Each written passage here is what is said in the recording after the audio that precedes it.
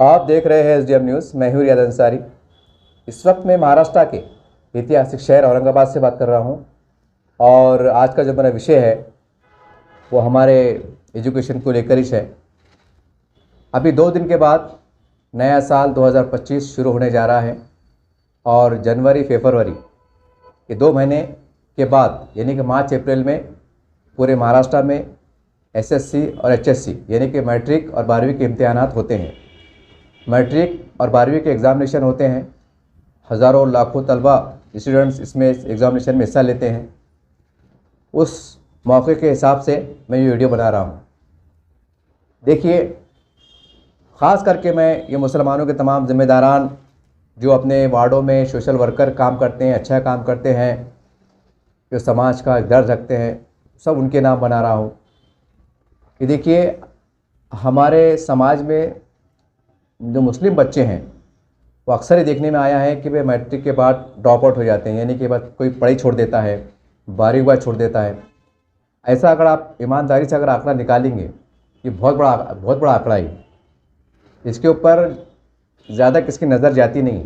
खाली अखबारात में आर्टिकल आते हैं कि भाई मुसलमान ऐसा है, पढ़ना चाहिए, ये होना चाहिए, हमारे बच्चे पीछे रह जाते हैं, ऐसा रह जाते हैं।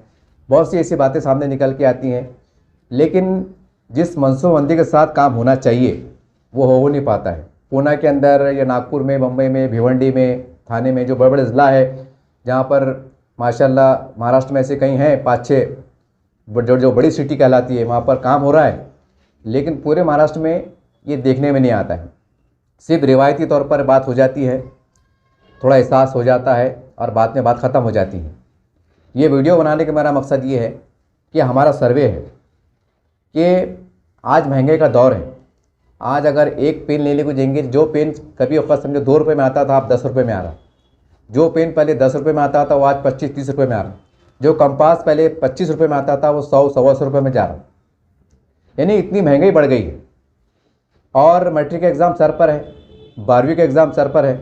अक्सर ये होता है मुस्लिम समाज के बच्चों के अंदर कि माँ बाप गरीब रहते हैं तो बहुत से बच्चे पार्ट टाइम काम करते हैं।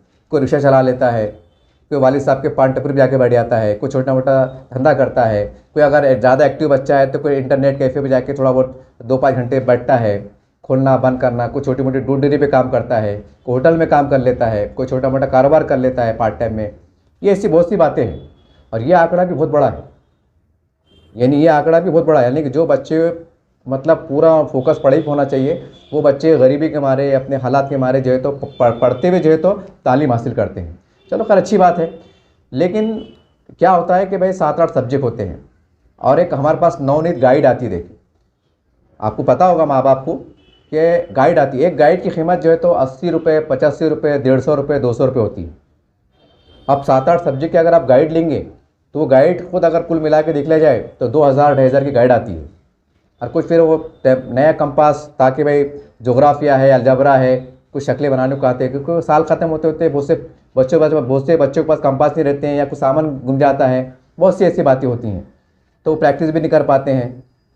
ड्राइंग की बुक आती है, ड्राइंग की बुक प्रैक्टिस के वास्ते उसके अंदर ही बहुत मतलब महंगी आती हैं, 150 की, 200 की, ये बात होती हैं।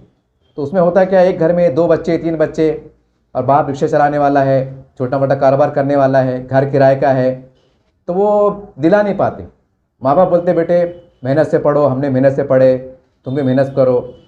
लेकिन ये गाइड उनके पास नहीं होने से क्या होता है, उनके परसेंटेज कम आता है और वो फेल हो जाते हैं बहुत से बच्चे, एक सब्जेक्ट में, 2 सब्जेक्ट में। गाइड से फ़ायदा ये होता है कि गाइड के अंदर जो है तो मश्की सवाल आते हैं। देखो, यानी पिछले साल में क्या एग्जामिनेशन सवाल आए थे, उससे पिछले साल में क्या आए थे, ये साल में क्या आ सकते हैं। जो एजुकेशन के माहिरीन होते हैं, एक्सपर्ट होते हैं टीचर्स, वो एक अपना अंदाज़ा लगाते हैं कि भाई ये साल में ये सवाल आ सकता है, एक अंदाज़ा रहता है वो।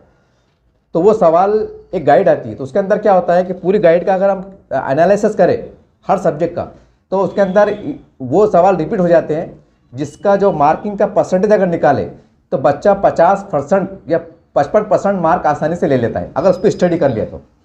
यानी बच्चा पास हो जाता है। जो बच्चा फेल होने वाला है पास हो जाता है। जो बच्चा अच्छा है, मतलब टैलेंटेड है, तो उसके मार्क्स अगर 50% या 60% आने वाले हैं तो वो स्टडी के बाद जो है तो 70, 72, 75 इतने पर चल जाता है। यानी कि वो बच्चा फिर कहीं और जाने में उसको आसानी होती है।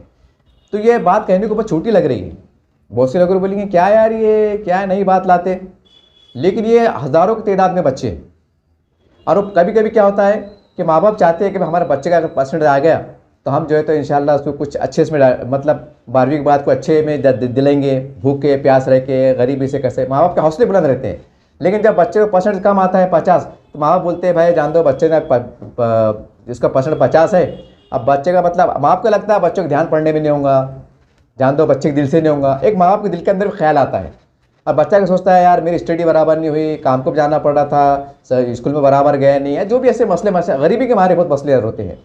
टाइम पे अगर गाइड मिल जाती तो मैं थोड़ा स्टडी कर लेता, थोड़ा समझ लेता, थोड़ा वक्त मतलब क्या आने वाला है तो कुछ जहन में ताज़ा ताज़ा याद करके जाता, थोड़ा आ जाता, थोड़ा मार्क बढ़ जाते। तो ये होता है। फिर बाद में बच्चा मायूस हो जाता है, माँ बाप को लगता है जान दो अभी ने 45 लिया 50 लिया, अब क्या पढ़ाते इसको, जान दो बेटे एक काम करो या तो तुम शो पटअप के वास्ते 11वीं 12वीं पढ़ लो, क्योंकि 11वीं 12वीं का ज़माना है, क्या शादी भी तो बोलते हैं 12वीं पास है क्या, ये है क्या क्या कंपनी में गए तो, अब क्योंकि आप पहले ज़माने में जो है तो मैट्रिक का ज़माना था, अब 12वीं का ज़माना है, तो लोग बोलते चलो भाई 12वीं पास पे कम से कम लोन मिल जाएगा, कुछ ये हो जाएगा, एक छोटी मोटी जहन के साथ चलते हैं। तो सब ये वीडियो बनाने का मेरा मकसद ये है कि तमाम अपने मोहल्ले के जो जिम्मेदार हैं और जहाँ बच्चे पढ़ते हैं, तो देखिए हर ख़ानदान में जो है ना तो ऐसे लोग पाए जाते हैं, हर बिरादरी में, चाहे शेख हो, सैयद हो, पठान हो, अंसारी हो, तेली हो, तंबीली हो, कोई भी हो, उनके ख़ानदान में 5, 10, 15 लोग ऐसे पाए जाते हैं जो सालाना ज़कात अदा करते हैं। मेरा खुद का चश्मिश वाक़या है, देखिए ऐसे 4 साल पहले का, मैं नाम देना मुनासिब नहीं समझता, कि एक ऐसे हजरात हैं जो समझो ऐसा समझ लीजिएगा 25-30 लाख ज़कात देते हैं, और उनके दूर के रिश्तेदार की बच्ची की शादी थी और उन्होंने लोगों से मदद लेके शादी की, 4 साल 5 साल से वाक़या है। तो खैर आप क्या कर सकते हैं, ये बताने का मकसद क्या है कि जो ख़ानदान के बड़े लोग रहते हैं ना, तो जैसा घर बार खुद का है, बंगला है, अल्लाह ने तुमको नवाजा हुआ है, तो ये मत बोलो ये हमारी मेहनत है, ये हमारी किस्मत है, हमने बहुत मेहनत से कमाए, ये करे वो करे। हमारे पास एक तस्वुर पाया जाता, ये करे वो करे, जैसा वो तुम्हारी प्राइवेट मिल्कियत है, जबकि अल्लाह ने तुम्हारी कमाई के अंदर गरीबों का हक रखा है। अगर वो हक तुम नहीं देंगे तो उनकी आहें, उनकी ततलाट तुमको जाके लगती है।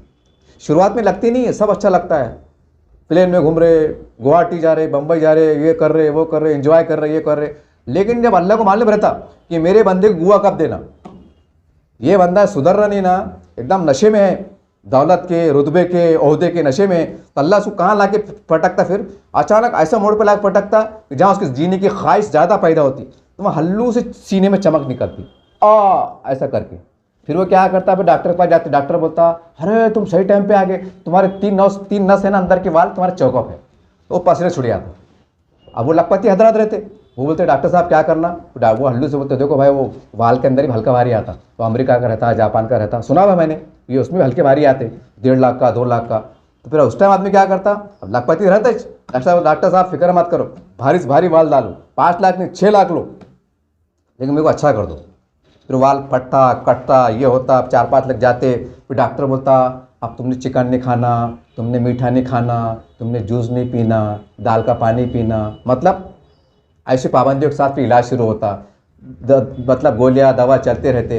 यानी जो पैसा जमा होता ना, फिर वो ऐसा निकलता, अरे भाई अगर हम मुसलमान हैं, एक सीधी सीधी बात है, जब किताबों में लिखा हुआ है कि अगर तुम मुकम्मल ईमानदारी से अगर ज़कात अदा कर दिए तो तुम पे बला आ ही नहीं सकती, नंबर 1। और दूसरा इस्लाम में लिखा हुआ है, ऐसा नहीं कि मैं आपको राय दे रहा कि मैं बहुत होशियार आदमी है, भाई हुक्म है कि तुम रोज़ अपने दिन की शुरुआत जो है तो सदक़े से करो।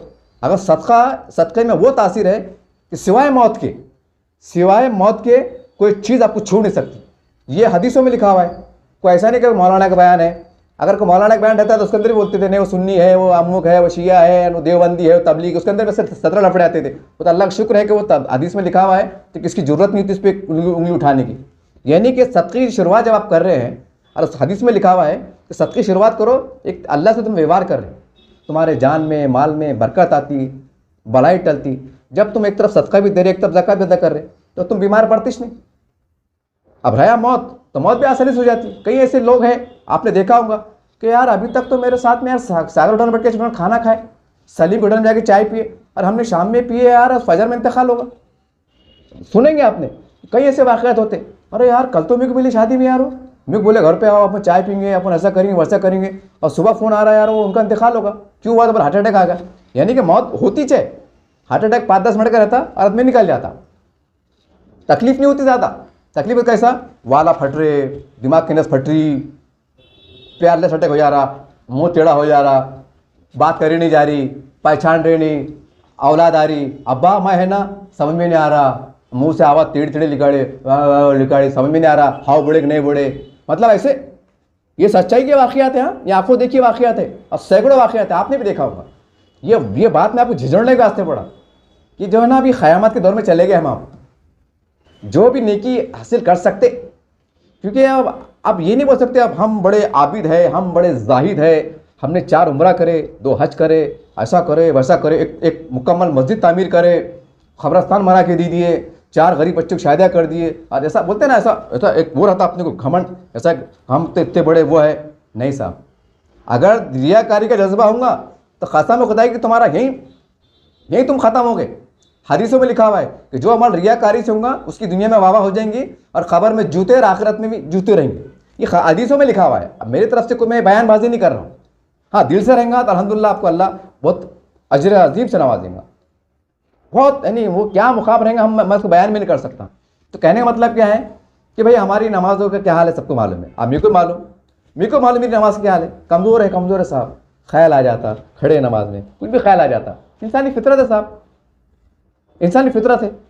तो आज के ज़माने में है ना, एक दुआ एक ऐसा हथियार है। दुआ, किसी गरीब की मदद कर देना, दुआ ले लेना, ऐसे गरीब की मदद कर देना कि जिल से जो एकदम परेशान है, अगर उस टाइम अगर तुम उसकी मदद कर दे तो उसके दिल से दुआ निकलती। और दुआ के बारे में ये मशहूर है कि जो दुआ देता दिल की गहराई से देता तो अल्लाह ताला उसको 1 सेकंड में कबूल कर लेते, पलक झपकने से पहले कबूल कर लेते। और हदीस में लिखा हुआ नहीं है, फ़र्ज़ करो अगर मैं किसी ने मेरे साथ उसने सुलूक करा, मेरे से दुआ निकल गई, तो हदीस में लिखा हुआ नहीं है कि भाई अंसारी साहब दुआ दे रहे ना, तो अंसारी साहब ने फजर की नमाज़ पढ़े क्या, 5 टाइम नमाज़ पढ़े क्या, ये करे क्या, ऐसा लिखा हुआ नहीं। तुमने दुआ दी थी ना, दिल से दुआ दी थी, उन्हें अल्लाह से मांगा, अल्लाह ने कबूल करा। वो बेनियाज है कि तुम बोलते बैठो वजर पड़ेगा, जोहर पड़ेगा, लेकिन वो नुक्ते नवाज है। तुम्हारी कौन सी अदा पे उसका दिल आ जाएगा और कौन सी अदा पे दिल आके तुमको तुम्हारे सारे गुनाह माफ़ कर देगा, कोई गारंटी नहीं। और तुम बड़े आबिद है, जाहिद है, आलिम है, मुफ्ती है, क्या है पता नहीं, और कौन सी एक गलती पे गज़नाब हो जाएगा और तमाम नेकियों को ज़ाय फरमा देगा और औंधे मुँह खिसट के जहन्नुम में डाल देगा,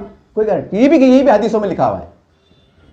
तो कहने का मतलब ये थोड़ा वाक़यात बोलने का हवाला देने का मकसद क्या था, एक ईमानी कैफियत में झिझड़ना मकसद कि देखिए मैट्रिक के 12वीं के एग्ज़ाम चढ़े शुरू होने में है, और कोई घर में 2 बच्चे, किसी में 3 बच्चे, तो जो ख़ानदान के चाहे सैयद हो, पठान हो, जो भी आप ख़ानदान में हैं, तो ईमानदारी से जायज़ा लो, ईमानदारी जायज़ा लो कि यार हम लखपति हैं, हमारे ख़ानदान में हमारे खाला कहाँ रहते, सिलक मिल में रहते क्या, किराड़पुर में रहते क्या, अरे उनके बच्चे पढ़ रहे थे यार, उनकी बच्ची, हाँ तो चलो घर पे जाएंगे। ये मत सोचो कि वो गरीब है, हमारा नाम है, वो गरीब से। अरे आजकल तो मैंने ऐसे भी लोगों को देखा कि अगर रिश्तेदार सगे हैं, खून के हैं, लेकिन गरीब है बेचारा, रिक्शा ड्राइवर है, तो ऐसा समझते हैं वो दूर के रिश्तेदार है, और वो दूर का रिश्तेदार है लेकिन करोड़पति है, कोई इंजीनियर है, कोई डॉक्टर है, मतलब मंत्रालय में सेटिंग है, तो क्या बोलते हैं हमारे रिश्तेदार है, हमारे खाला के बच्चे, ऐसा तारुफ कराते जैसे सगी खाला है। ये मेरे आंखों देखी बात बता रहा मैं आपको, फेंका फाक नहीं कर रहा मैं आपको।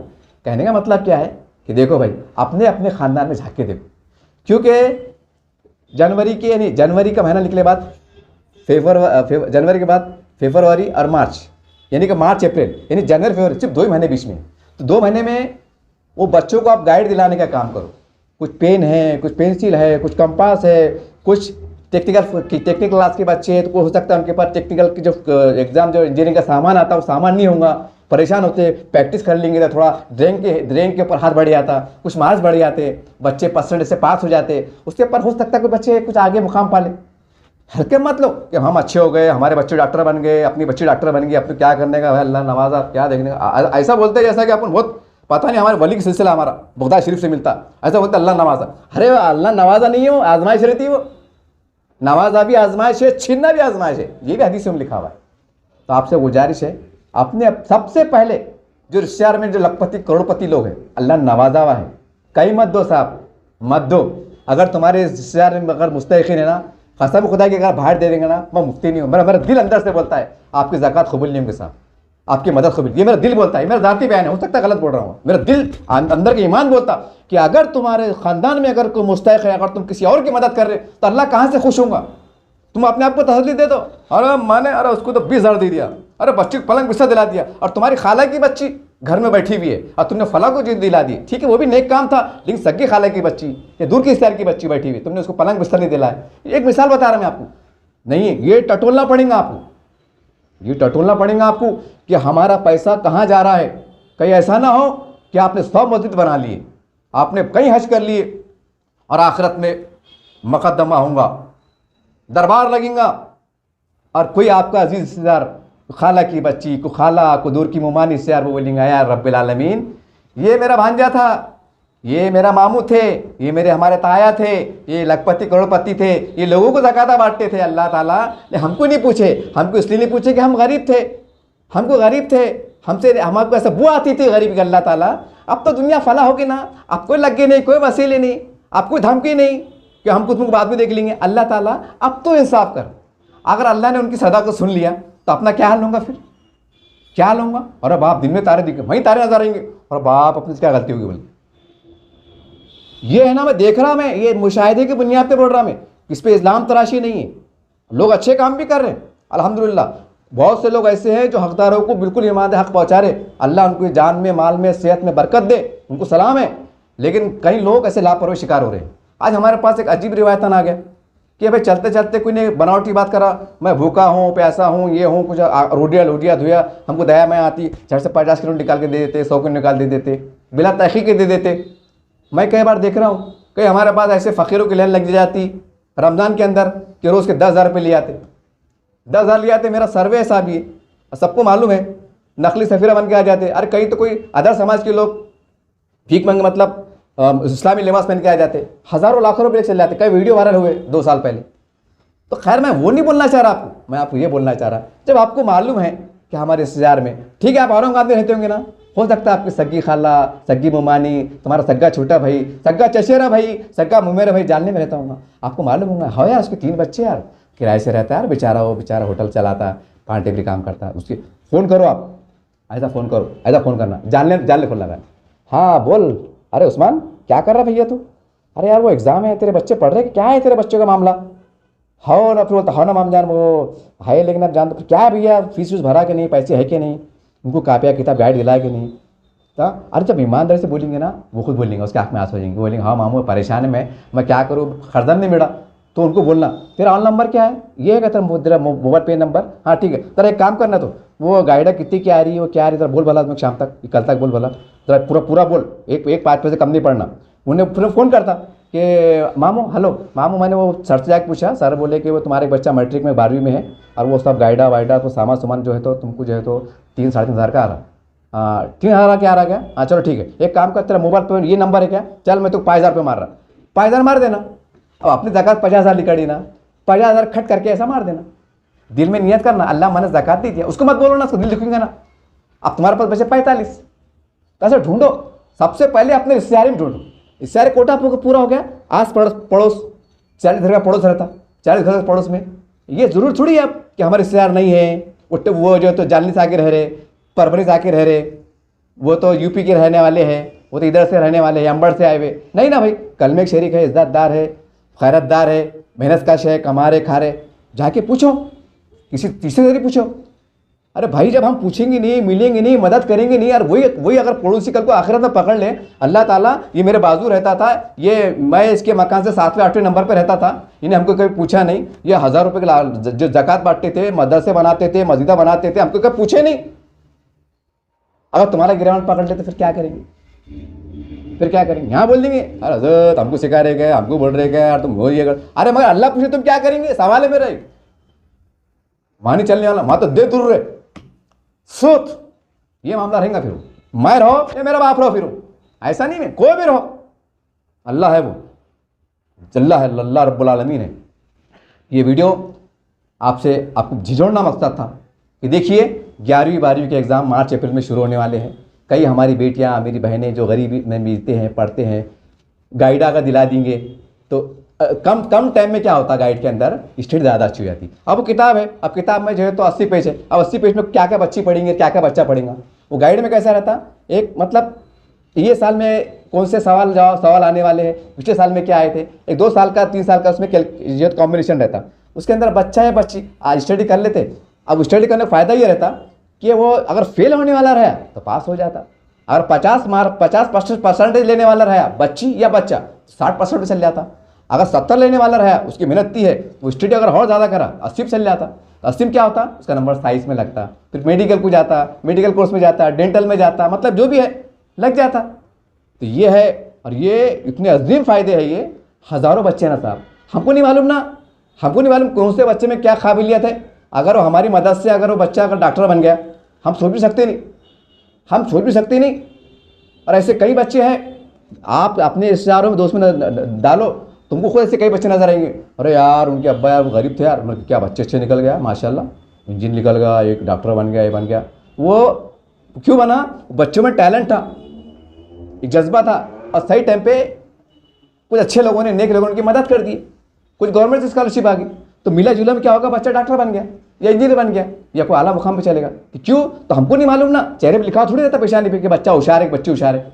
अगर हम थोड़ी तालीमी मदद कर देंगे ना तो हमारे बच्चे जो है तो पास हो जाएंगे। और दूसरी बात ये है, ये एक बात थी। दूसरी बात, अब तमाम जो स्कूल के जिम्मेदार हैं, जो प्रिंसिपल हजरात है, जो टीचर हजरात है, मेरी उनसे गुजारिश है कि देखिए मुसलमानों के अंदर ज़्यादातर ये एक रुझान बना हुआ है, मैट्रिक के बाद बच्चे ज़्यादातर छोड़ दे रहे हैं, ये 12वीं के बाद छोड़ दे, जान दो भाई कहाँ अपने बाप को नौकरी मिलती, कहाँ लोन मिलता, क्या पढ़ने का, छोड़ो क्या है, बेटे के बारे में जहन बन गया, जान दो क्या करने का, वही चूल्हा फूकना पड़ता, वही रोटी बेलना पड़ता फिर वही बच्चों को ताने रहते क्या रहते। तो वो से लोग सोचते जान दो भाई बच्चे ज़्यादा पढ़ लिख लेंगे, उसका दिमाग ऐसा हो जाएगा वैसा हो जाएगा। बड़े बहुत यानी कन्फ्यूजन मामला है, यानी अच्छाई के अंदर भी क्या हो रहा है, हम एक शक शुबा पैदा हो जा रहा है, यानी बहुत बड़ा मामला है, गंभीर मामला है मतलब ये।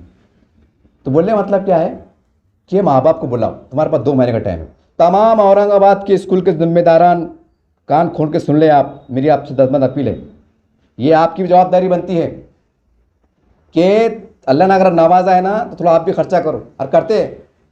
मैंने कई स्कूल में देखा हूँ, हमारे इकरा स्कूल में है, जाकिर हुसैन स्कूल में कई टीचर्स माशाल्लाह, अपने आंखों देखी बात है, टीचर भी जो है तो अपनी तरफ से गरीब बच्चों की मदद करते हैं, किसको यूनिफॉर्म दिलाते हैं। लेकिन एक सवाल है साहब, एक टीचर हाँ जिसकी सैलरी में उसके पास उसका घर बार है, उसके बाल बच्चे रहते हैं ना, अब सब तनख्वाह तो लगा नहीं सकते, फिर भी लोग लगाते हैं।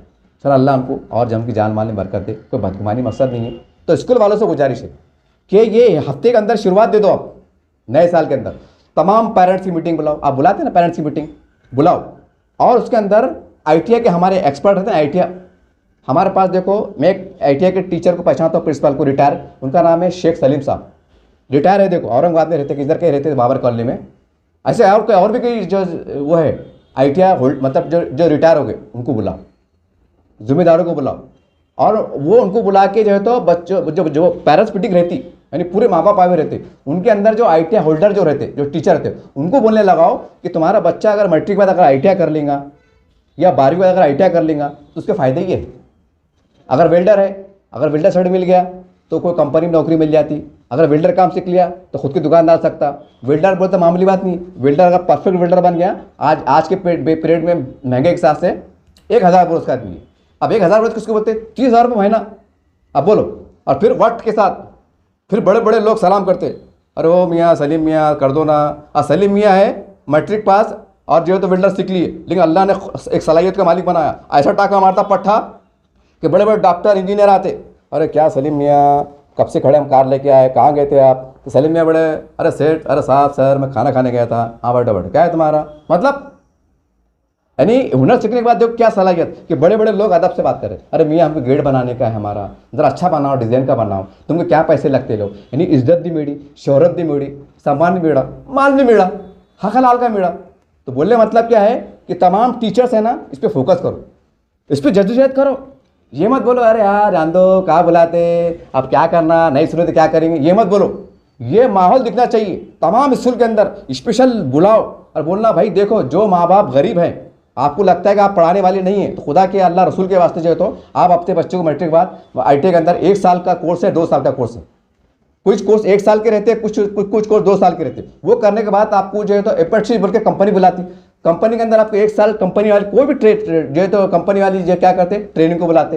ट्रेनिंग के अंदर आपको 10,000 से 15,000 स्टाइक फंड दिया जाता, यानी काम सिखा के आपको 10,000 15,000 दिया जाता और बाद में सर्टिफिकेट दिया जाता। वो निकल के आपको सरकारी नौकरी मिल सकती। आप दुबई जा सकते, आप पासपोर्ट बना के बाहर जा सकते। ITI होल्डर का इतना डिमांड है उसके अंदर, दुबई में पूछने की बात नहीं। जैसे ही वो ITI सर्टिफिकेट देखते, इंडिया का बंदा देखते और ITI सर्टिफिकेट देखते, तो वहाँ के शेख बोलते या अल्लाह अभी भी आओ कभी भी। ये ऐसा मामला है, यानी कि आओ कभी भी और कमाओ कभी भी और जाओ कभी भी, अल्हम्दुलिल्लाह ये मामला चलता। तो आपसे गुजारिश हल्के में मत लो आप, अरे यार ये चिल्लर बात है, आप काम आपको बुलाते बैठना नहीं, अभी से काम पे लग जाओ। ये वीडियो वायरल होने के बाद जैसा हम इज्तिमा में जा रहे ना, वहाँ गड्ढे खोद रहे, वहाँ पिल्लरा लगा रहे, बम्बो लगा रहे, पर्दे बांध रहे, अपनी जान माल लगा रहे, अच्छी बात है भाई, अल्लाह आपको उसका अजर दे, कोई बदगुमानी मकसद नहीं है। ये जज्बा भी रखो अपने अपने रिश्तेदार में, जैसे वहाँ कार लेके जा रहे, मट्टी में भर जा रहे, और क्या बड़े मट्टी की धूल अगर लग गई। एक साहब मेरे दोस्त थे, वहाँ मुझसे मजाक करता, अरे मतलब क्या भाई किधर से आ रहे, अरे बोले वहाँ गया था ना, बोले मतलब हाथ भर गया, अरे बोले अंदर साहब अच्छा मट्टी लगी ना, बोले मतलब क्यों, अरे मट्टी लगने से क्या होगा, बोले जहाँ मट्टी लगी बोले तो जहन्नुम की आग छिंगी नहीं, बोले मैंने आमीन बोला। आप क्या है, बोला आप एक नैतिक सोच। खैर बोलने का मकसद क्या है, जो जज्बा हम यहाँ बताते हैं ना, अच्छा जज्बा है, बुरी बात नहीं है। ये जज्बा हमारे हिस्सेदारों को बताओ कि यार सही बात है यार, 2 महीने के बाद एग्ज़ाम है, 11वीं 12वीं एग्ज़ाम है, हम अपने ख़ानदान में, दूर में नज़दीक में, साले में, ससुराल की तरफ से, मैके की तरफ से, नैना की तरफ से, गौण दूर है, तलाशो। अगर नहीं मालूम सोचो, इससे बोलो अरे यार वो कुछ है क्या, साले का साला रहता, भौनी का भौनी रहता। ये मत बोलो कि खाली अपनी, पहले तो अपने करीब में देखो, माँ की तरफ से रिश्तेदारी में कौन आते, बाप की तरफ से कौन आते, पहले ब्लड ग्रुप, उसके बाद दूर के रिश्तेदार, और सब अगर सब क्लियर है तो रिश्तेदार अपने पड़ोस में देखो। तो ये काम करो। इसमें होगा क्या मालूम क्या, कि हमारे पास क्या हो रहा, बच्चे पढ़ ले रहे, लिख ले रहे, वो मायूस हो जा रहे, नौकरी मिले नहीं। फिर कंपनी क्या बोले, हाँ कितनी पास है तुम, बोले साहब मैट्रिक पास है, कुछ हुनर है, ITI करे, नहीं साहब। तो उसके दिल में आएगा ठीक है कल से आ जाओ, देखो तुमको 10,000 तनख्वाह मिलेंगी, तुम्हारे बस के बस पस कट आके तुम्हारे हाथ में 60,000 आएंगे। अब उन्हें बोलता चलो वो कर लो। अब वो वहाँ 8 घंटे ड्यूटी, जाने के घंटा, आने घंटा, 10 घंटे 12 घंटे निकल जा रहे, बच्चा टूट जा रहा, हाथ में कटकटा के पैसे आ रहे, वो दुनिया से कट जाता, मतलब थक जाता, सो जाता। फिर उसके दिल में ख्याल आता कि साला यार अपने जेब में पैसे पूर रहे नहीं, घर में नहीं पूर रहे, क्या करना, वसवसे से आते, ख्याल आता। शैतान तो बैठा हुआ है, फिर एक आधी पेड़ मिल जाता, अरे मियाँ क्या लगा बैठा तू और क्या दादा से कर रहा, अरे गेम कर डाल एक आधी, अरे 20 से आ जाते, मतलब धीरे धीरे माहौल बन रहा। फिर हम क्या पढ़े, अरे क्यों हो रहा हूँ यार ऐसा, क्यों रहा हूँ ऐसा, यानी कि जब तभी बर्बाद हो जा रही ना, सर जोड़ के बैठ रही, क्यों हो रहा ऐसा, क्या हो रहा। अरे ये काम पे लगो, जो मैं आपको बोल रहा ना, ये काम पे लगो, खसाम खुदा के पूरे महाराष्ट्र में अगर काम पे लगे ना, लाखों बच्चे जो है तो रोजगार पालेंगे। आपकी थोड़ी सी तवज्जो से, थोड़ी सी मदद से लाखों बच्चे रोजगार पालेंगे। आपने गाइडर दिला दिए, बच्चे स्टडी करके पास हो गए, फर्ज करो 60% आ गया, हाँ, और 60% पे उसका ITI नंबर लग गया, तो मैट्रिक के बाद जाहिर सी बात है क्राइटेरिया कम से कम 60 के ऊपर रहता, वेल्डर में, फिटर में, टर्नर में, मतलब इलेक्ट्रिशियन में लग जाता, AC में, कहीं में लग जाता। और कास्ट सर्टिफिकेट है, बागबान है, तेली है, तमाली है, अंसारी है, क्या क्या है, पिंजारी है, और काम आसान हो जाता OBC के ऊपर। समझ रहे बात को आप। तो वो ITI में लग गया, उसको ITI खास बात क्या है, ITI में जाके देखो आप, ITI के अंदर जाके बोर्ड लगा हुआ है, क्या लगा हुआ है कि जो ITI होल्डर रहता ना, गवर्नमेंट ने 5 लाख से लेकर 25 लाख तक लोन, उद्योग, यदि छोटा मोटा व्यवसाय शुरू करो, स्मॉल इंडस्ट्री बोल के, यानी ITI होल्डर को 5 लाख से लेकर 25 लाख तक लोन। अरे ठीक है भाई, आपने नहीं 25 लाख मिलेंगे, अरे नहीं 5 लाख मिलेंगे, 2 लाख तो मिलेंगे शर्मा शर्मी। और हमारे बच्चे इतनी काबिलियत है कि 2 लाख लेकर जमीन पे बढ़ेगा, अरे वो गैस का सिलेंडर लेके बढ़ेगा, फर्ज करो वेल्डर है तो अल्हम्दुलिल्लाह एक साल में इतना कमा लेता, एक टपरी शूट कर लेता, अल्हम्दुलिल्लाह पड़े गाँव में 1 लाख का प्लाट ले लेता, सेट हो जाता। काय पे सिर्फ ITI कोर्स कर लिया, हुनर मिल गया, तरक्की पा लिया, और बाद में वो है ना, लोगों को सदका खैरात ज़कात देने वाला बन जाता। तुम क्यों दे रहे घड़ी उसको देने वाला बनाओ ना। मगर देने वाला कब बनेंगे, जब तुम उसको अपना भाई समझकर, अपनी पेट की औलाद समझ के तवज्जो देंगे। अगर हम पेट का समझ तवज्जो देते ना, अरे यार बच्चे क्या होगा, बच्चा भारी पढ़ लिया, अब शादी होंगी 2-3 साल के बाद, कैसा करेंगे, क्या करना, सेटिंग लगाना, पूछते मशवरा करते ना, अपने भाई के बच्चों के लिए, बहन के बच्चों के लिए भी सोचो, बच्चे सोचो।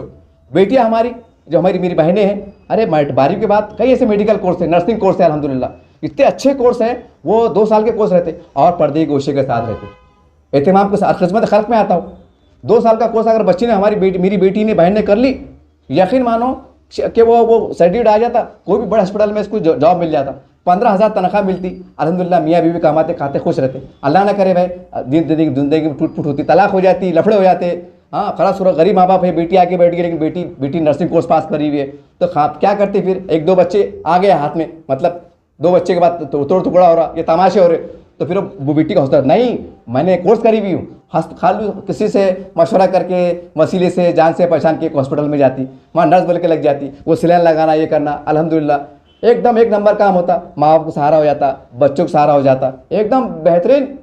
मैं एक हॉस्पिटल का नाम नहीं बताऊँगा, वो एक वहाँ पर देखो नर्सिंग हॉस्पिटल, वो वहाँ एक काम करने वाली है, वो सिर्फ 4थी पास है, और वहाँ मेरा काफ़ी आना जाना है, वहाँ पर टाटो साहब से मैं नाम नहीं बताऊँगा, अन्यथा आप वो हो जाएंगे, अच्छी बात नहीं है। मैंने एक दिन वो नर्स से पूछा, अरे बोला क्या भाजी कैसे है, क्या है, बोले कैसे भाईजान मेरे अच्छे, बोला भाजी एक बात बोलो, आपको तनख्वाह क्या है, बोले तनख्वाह कुछ नहीं, बोले भाईजान आपने क्या है, बोले 3-4 हज़ार है, बोले 5 हज़ार तक दे देते बोलते। मैं परेशान होगा, बोला आपकी ड्यूटी क्या है, ड्यूटी कितनी देर है, कहते 12 घंटे है बोले ड्यूटी।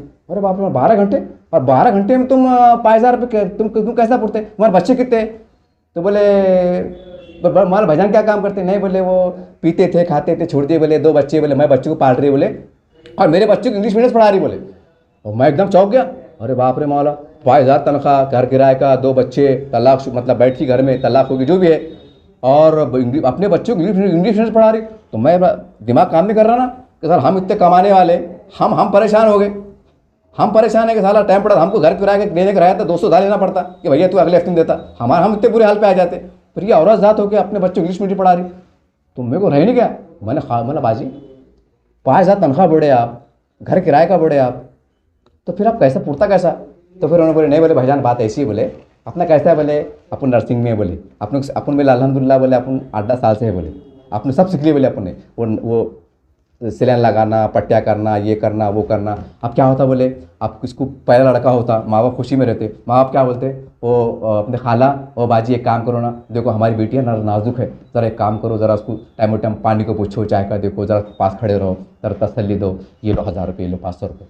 तो बोले ऐसे 1,000 500 200 के अंदर चाय पानी देते ना, बोले खुशी से हम मांगते भी नहीं, बोले वो हमारे 20,000 पक जाते, बोले और बाप रे बोला पैसा 20-25 बन जाते, बोले अब उधर तो साहब हमारे डॉक्टर साहब दे देते, बोले हो गए, बोले अपने 30-40 हज़ार रुपये महीना करके, मेरा जब 30 अल्लाह मुझे दे रहा, बोले तो फिर मैंने सोची, बोले कि मेरी ज़िंदगी तबाह होगी तो मेरे बच्चों की ज़िंदगी तबाह करो, यानी कि वो बच्चों को मैं इंग्लिश मीडियम पढ़ा रही, बोले ताकि बच्चे काबिल बने। ये एक छोटी मिसाल है, लेकिन ये बहुत बड़ी मिसाल है, ये हमारी बेटियों के लिए, बहनों के लिए बड़ी मिसाल है। तो मैं आपसे गुजारिश कर रहा हूँ कि हमारी बेटियों को जो घरों में जब पढ़ रही है, 12वीं या मैट्रिक पढ़ रही है, जो गरीबी रेखा में किसी वजह से अगर नहीं पढ़ाना चाहते, तो उनको कोर्स करा दीजिए, ताकि अगर खुदा ना खास्ता अगर हालात हमारी बेटियों बहनों पे आए, तो वो कोर्स के ज़रिए से, चाहे सिलाई का काम हो, चाहे वो टेक्नीशियन का काम हो, ITI के अंदर बच्चे हमारी पढ़ रही, जाके देखो आप बच्चे पढ़ रही, मैकेनिक के अंदर एडमिशन ले रही, कोई टर्नर बन रहा है, लड़कियाँ बन रही, लड़कियाँ चलो ठीक है, वहाँ का माहौल अलग है, बहुत पसंद नहीं आता, अलग शक्ल है, तो कम से कम ये मेडिकल फील्ड ऐसी है, आँखों का मायना है, क्या क्या तमाशे रहते, तो भाई उसके अंदर एडमिशन कराएंगे ना, मैं उसको पैसे लगते, तो ये ऐसा नियोजन करो, सर को बोलो कि बोलना भाई आप अपने बच्चों को बिठाओ मत, अगर आपको परेशानी तो हमको आके बोलो, अगर आपको मतलब एडमिशन को पैसे नहीं है, कापिया किताब पैसे नहीं, हमको बोलो, हम जो है तो कुछ लोगों से बोल बता के तुम्हारा काम कराते, और बाज़ाब्ता आपकी जवाबदारी है, इसको शर्माओ मत कि भाई हम तो सरकारी टीचर है, हम कभी मांगते बैठेंगे और वो लो काम है ना, हम इस करना क्या, ऐसा कर नहीं। अगर आपको सही कौम का दर्द है ना, तो आप बोलो, आपकी फ़ोटो आना अखबार के अंदर, मैं फला स्कूल का टीचर बोल रहा हूँ, मेरा सर्वे, मैं प्रिंसिपल बोल रहा हूँ, मेरे स्कूल के अंदर 2,000 बच्चे ऐसे हैं जो काबिल पढ़ना चाहते हैं, हमने उनका सर्वे करे, माँ बाप से बात करें, लेकिन वो आगे उनको पैसे नहीं है, वो एडमिशन नहीं करा सकते, डोनेशन नहीं दे सकते, या कोई कोर्स नहीं करा सकते, और किसको 5,000-6,000 रुपये खर्चा आ रहा। ऐसा अखबार में देंगे तो 2 महीने के बाद जो है तो रमज़ान शरीफ आ रहे, तो लोग बोलना अपनी ज़कात ला के दो, और तुम्हारे हाथ से फीस भरो, हमको दो भी मत, तो हम मिला देते, माँ बाप का नंबर देते, खामोशी रात के अंधेरे में जाओ दे के आ जाओ। कसम है खुदा कि अगर इस पर काम करेंगे ना, ये लफड़े चढ़ रहे ना, बेरोजगारी के, नशाखोरी के, मायूसी के, लड़ाई के, झगड़े के, हाफ मर्डर के, फुल मर्डर के, ये कैसे वाक़ हो रहे ना, रुक जाएंगे। अरे जब काम मिलेगा, रोजगार मिलेगा, बच्चा खुश रहेगा, 15,000 कमाएगा, माँ बाप को खिलाएगा, औरत को खिलाएगा, बाल बच्चे को खुश रखेंगे, लफड़े काहे को होंगे।